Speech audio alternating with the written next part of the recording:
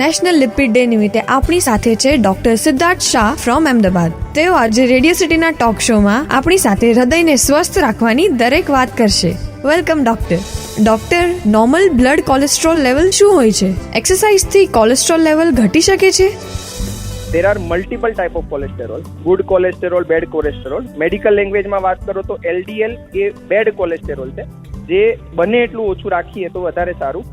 100 કરતાં ઓછું બેસ્ટ, 70 કરતાં ઓછું જબરદસ્ત બેસ્ટ. અને ગુડ કોલેસ્ટેરોલ, જેને અમે મેડિકલ લેંગ્વેજમાં HDL કહીએ છીએ, એ 40 કરતાં વધારે હોય તો એ બેસ્ટ કહેવાય છે. પણ આ બહુ જ મેં તમને ગ્રોસ કીધું છે કે જે પેશન્ટોએ, મતલબ દર્દીઓએ જે સાંભળી રહ્યા છે આપણા, એમને જડ રીતે આને પકડવા કરતાં પોતાના ડોક્ટર જોડે કન્સલ્ટ કરીને એના માટે કયું બેસ્ટ માર્કર છે એ જજ કરવું જોઈએ. પણ ડેફિનેટલી એટલું કન્ક્લુઝન કહી શકાય કે બેડ કોલેસ્ટેરોલ ઓછું હોવું જોઈએ અને ગુડ કોલેસ્ટેરોલ વધારે હોવું જોઈએ. ડોક્ટર, ડિસ્લિપિડેમિયાના કારણો શું હોઈ શકે?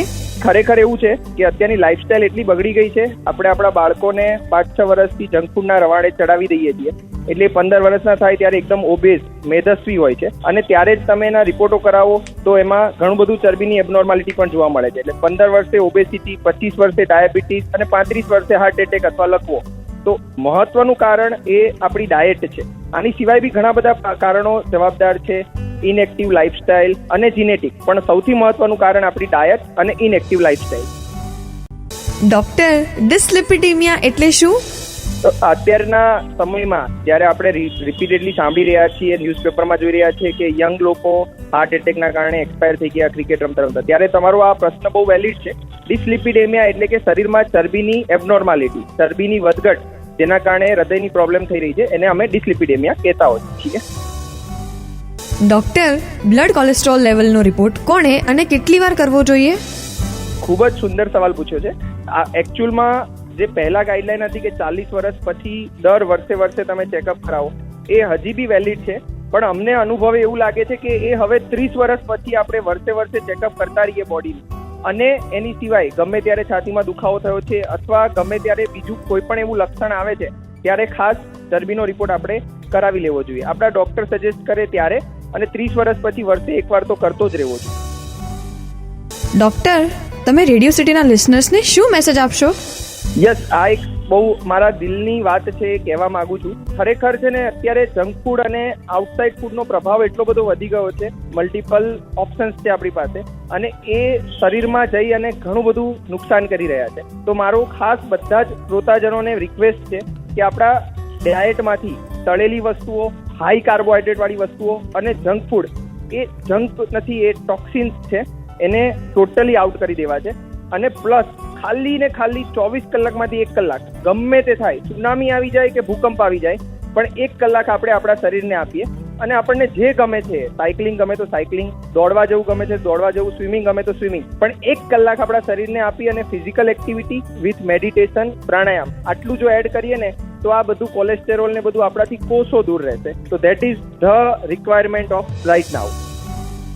Doctor, normal blood cholesterol level શું હોય છે? એક્સરસાઇઝથી કોલેસ્ટ્રોલ લેવલ ઘટી શકે છે?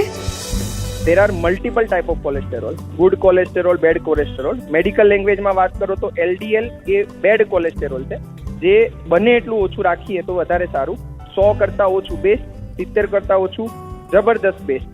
અને ગુડ કોલેસ્ટેરોલ, જેને અમે મેડિકલ લેંગ્વેજમાં HDL કહીએ છીએ, એ 40 કરતાં વધારે હોય તો એ બેસ્ટ કહેવાય છે. પણ આ બહુ જ મેં તમને ગ્રોસ કીધું છે કે જે પેશન્ટોએ, મતલબ દર્દીઓએ જે સાંભળી રહ્યા છે આપણા, એમને જડ રીતે આને પકડવા કરતાં પોતાના ડોક્ટર જોડે કન્સલ્ટ કરીને એના માટે કયું બેસ્ટ માર્કર છે એ જજ કરવું જોઈએ. પણ ડેફિનેટલી એટલું કન્ક્લુઝન કહી શકાય કે બેડ કોલેસ્ટેરોલ ઓછું હોવું જોઈએ અને ગુડ કોલેસ્ટેરોલ વધારે હોવું જોઈએ.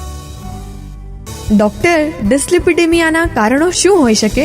ખરેખર એવું છે કે અત્યારની લાઈફસ્ટાઈલ એટલી બગડી ગઈ છે, આપણે આપણા બાળકોને 5-6 વર્ષથી જંક ફૂડના રવાડે ચડાવી દઈએ છીએ, એટલે 15 વર્ષના થાય ત્યારે એકદમ ઓબેઝ, મેદસ્વી હોય છે, અને ત્યારે જ તમે એના રિપોર્ટો કરાવો તો એમાં ઘણું બધું ચરબીની એબનોર્માલિટી પણ જોવા મળે છે. એટલે 15 વર્ષે ઓબેસિટી, 25 વર્ષે ડાયાબિટીસ અને 35 વર્ષે હાર્ટ એટેક અથવા લકવો.